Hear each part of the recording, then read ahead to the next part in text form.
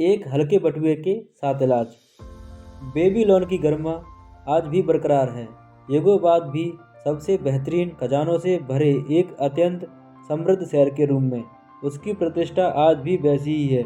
लेकिन यह हमेशा से ऐसा नहीं था। बेबीलोन की समृद्धि इसके लोगों की बुद्धिमानी का परिणाम थी। उन्हें पहले सीखना पड़ा कि अमीर कैसे बना जाता है।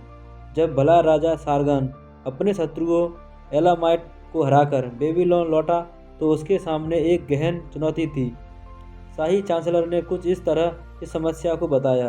हमारे लोगों के पास कई सालों तक समृद्धि रही क्योंकि महाराज ने सिंचाई के लिए बड़े नहर और देवताओं के बड़े मंदिर बनाए।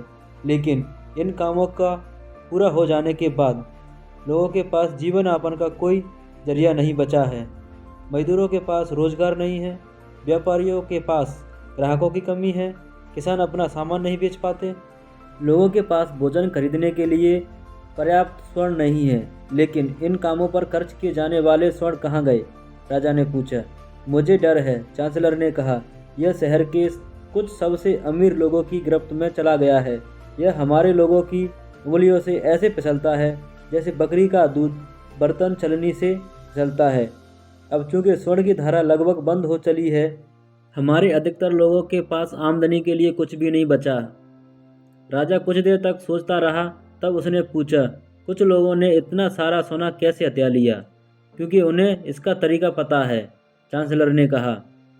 आप एक इंसान की सफलता के लिए आलोचना नहीं कर सकते क्योंकि उसे सफल होने का तरीका मालूम है। नहीं, आप किसी इंसान से वे छीन सकते हैं जो उसने अच्छे तरीके से कमाया है ताकि कमज़ोर इंसान को दिया जा सके। लेकिन राजा ने जानना चाहा, क्यों नहीं सारे लोग स्वर्ण कमाने की समृद्धि बनने का तरीका सीख सकते? संभव है महाराज, लेकिन उन्हें कौन सिखाएगा? पुजारी तो सिखा नहीं सकते क्योंकि वे खुद पैसे कमाने का तरीका नहीं जानते। हमारे शहर में अमीर बनने का सबसे अच्छा तरीका कौन जानता है, चांसलर? राजा ने पूछा। आपके सवाल का जवाब इसी में छुपा है महाराज। बेबीलोन में सबसे ज़्यादा संपत्ति किसने अर्जित की है? सही कहा मेरे सक्षम चांसलर, वह अर्कद है। वह बेबीलोन का सबसे अमीर आदमी है। उसे कल मेरे पास लेकर आओ।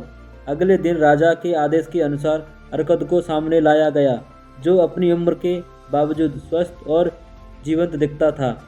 अर्कद, राजा ने पूछा, क्या यह सही है कि तुम बेबीलोन में सबसे अमीर इंसान हो? ऐसा कहा जाता है महाराज, और कोई इंसान इस पर आपत्ति नहीं करता। तुम इतने अमीर कैसे हो गए? इस शहर ने जो अवसर सबको दिए हैं उनका लाभ उठाकर। तुमने शून्य से शुरुआत की थी। सिर्फ अमीर बनने की गहरी इच्छा थी, इसके अलावा कुछ नहीं। अर्कद, राजा बोलता गया, हमारा शहर बहुत बुरी अवस्था में है क्योंकि कुछ ही लोग धन कमाना जानते हैं और उन्होंने इसे अपने एकाधिकार में कर लिया है, जबकि जनता यह नहीं जानती कि कमाए गए स्वर्ण का एक हिस्सा अपने लिए कैसे बचाया जाए।